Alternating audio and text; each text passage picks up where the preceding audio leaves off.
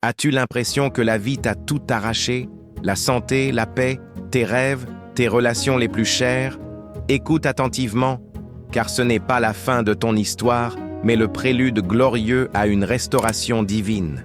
Le même Dieu qui a relevé Job de ses cendres est prêt à te relever, toi aussi, avec une puissance et une grâce inouïes. Parfois, la vie nous confronte à des épreuves si profondes qu'elles semblent plus nous consumer. Nous nous retrouvons au milieu des ruines, le cœur brisé, l'âme en lambeaux. Mais dans ces moments de désolation, une vérité éternelle demeure. Dieu est avec nous, même dans les cendres. Ces pertes, aussi douloureuses soient-elles, ne sont pas toujours une punition. Elles peuvent être le terrain fertile où Dieu choisit de manifester sa gloire de manière éclatante. C'est dans nos faiblesses que sa force se révèle pleinement, transformant notre désespoir en un témoignage puissant de sa fidélité. L'histoire de Job est un phare d'espérance pour quiconque traverse la vallée de l'ombre. C'était un homme intègre, juste, craignant Dieu et se détournant du mal. Il était béni de richesses, d'une famille nombreuse et d'une réputation irréprochable. Puis, en un instant, tout s'est écroulé. Des catastrophes successives ont emporté ses biens, ses serviteurs et le plus déchirant, tous ses enfants. Sa santé fut ensuite attaquée par une maladie terrible, le couvrant d'ulcères de la tête aux pieds. Ses amis, venus le consoler, ne firent qu'ajouter à sa douleur par leurs accusations et leurs jugements. Malgré l'ampleur de sa souffrance et l'incompréhension de son entourage, Job n'a jamais maudit Dieu. Il a pleuré, il a questionné, il a exprimé sa détresse avec une honnêteté poignante. Mais au plus profond de son abîme, une flamme de foi brûlait encore. C'est dans ce contexte de désolation absolue qu'il a prononcé ces paroles immortelles. « Je sais que mon Rédempteur est vivant et qu'il se lèvera le dernier sur la terre. » Job 19, 25. Cette déclaration n'était pas une simple affirmation, mais un cri de confiance absolue en la souveraineté et la bonté de Dieu, même quand tout semblait perdu. Cette foi inébranlable de Job a été la clé qui a ouvert la porte à son miracle. Il a choisi de faire confiance à Dieu au-delà de sa compréhension, au-delà de sa douleur. Il a refusé de laisser les circonstances dicter sa perception de Dieu.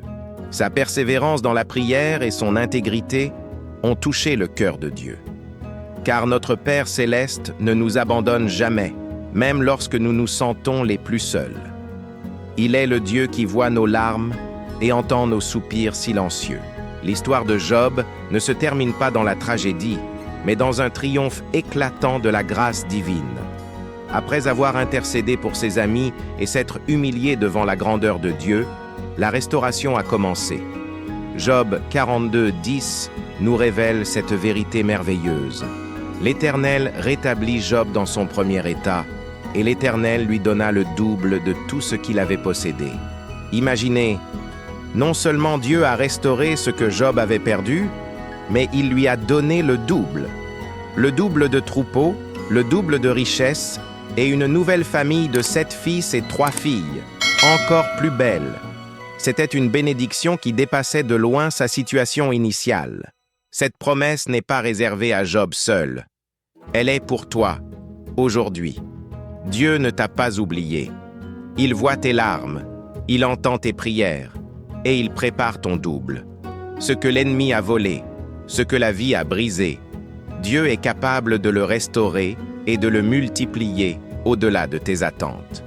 Pense à Marie, une femme de foi qui a tout perdu pendant une crise économique, son commerce florissant, sa maison et même une partie de sa dignité.